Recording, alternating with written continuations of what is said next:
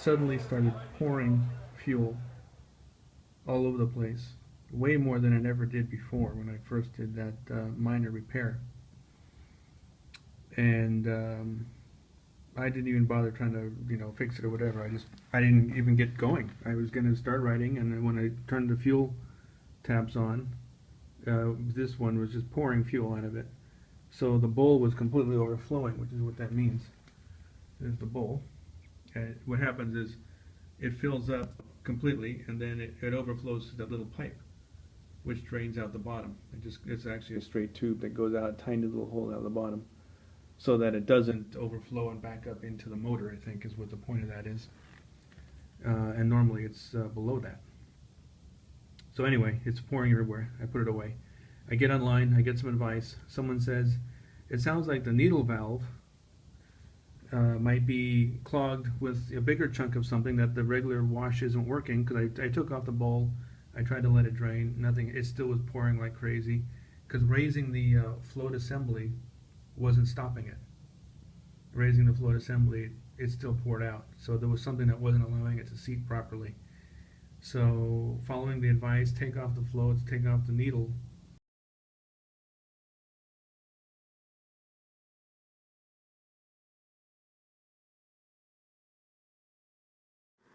Take it off with the carburetor still attached. I didn't actually have to take it off.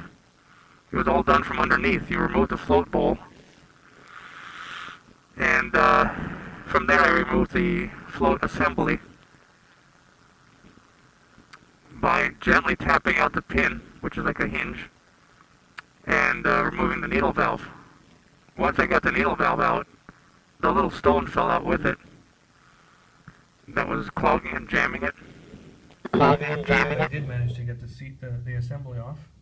This is the pivot pin, and this is the assembly, and then that little spaceship looking thing there, that's the actual needle valve. And it kind of hangs on with a tiny little wire paper clip. You can just make it out there probably, which holds it on that little tiny bent piece of metal. It's all very loose, so that when these floats push up, it's all, works very easy and gently and closes the valve and the fuel stops. It doesn't require a lot of force. It's just the pressure of these things floating in the fuel, which are in the inside of this chamber. That's where they live. When that gets full, these things float, just like the float in your back of your toilet. It's a float that pushes the valve up and it stops it. And this is what it looks like in here. Goes in that hole right there.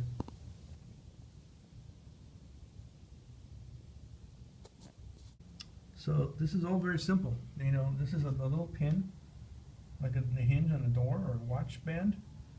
This is a very simple little piece of metal with some floats. Nothing complicated here. No programming needed. Now I'm going to try to get it back together. The thing is, normally when you do this kind of work, this is off the bike. You don't have all this attached. So this could be upside down, and then I feed it, in from the bottom. It's a lot easier, obviously, if this was upside down. Now I got to push it upside down, but gravity's working against me. So we'll see how we get it done. But this is where I'm at so far.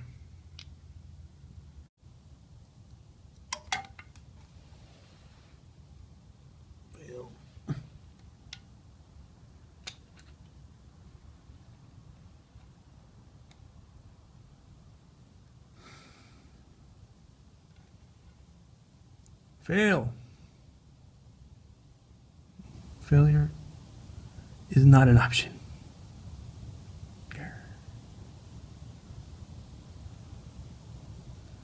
Biatch.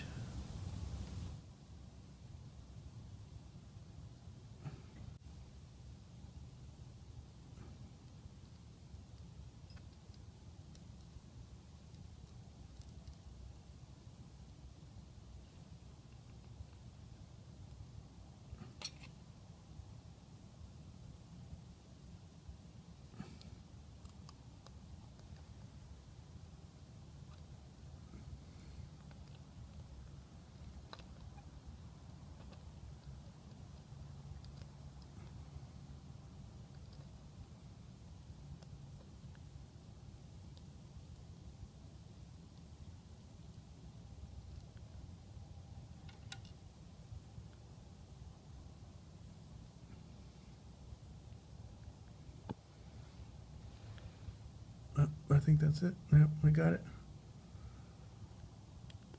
Whoa, almost lost it. Come on, little battery.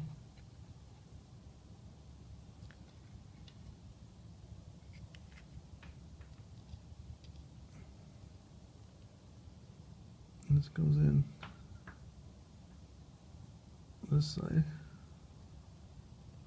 first. I believe.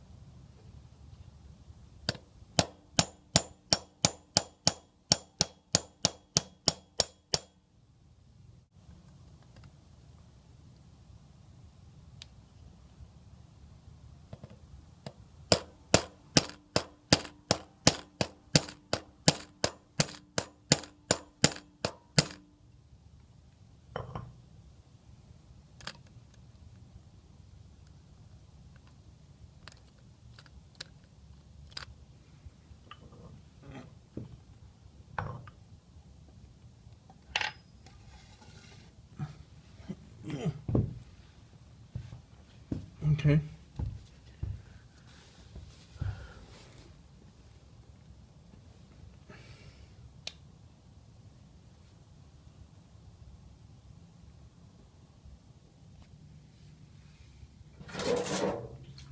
Whoa, I forgot this fuel. This should turn off when I raise these up, raise the flows up. So first I turn the fuel on. Here, turn the fuel on. Just a little bit, that's all it needs because it's open. That's normal. Now this should shut it off. Yep, worked. There was a little rock in there. Reassemble the whole thing. And it should be fine. I didn't want to do like that, but I am so happy I did it, and couldn't have done it without the Boxer Works help. Immediately giving me advice. I mean, I'm literally fixing it within a couple hours, and had no idea how to do it before, even what to look for. That, and I have the repair manuals. I had Haynes before only, now I have climbers as well.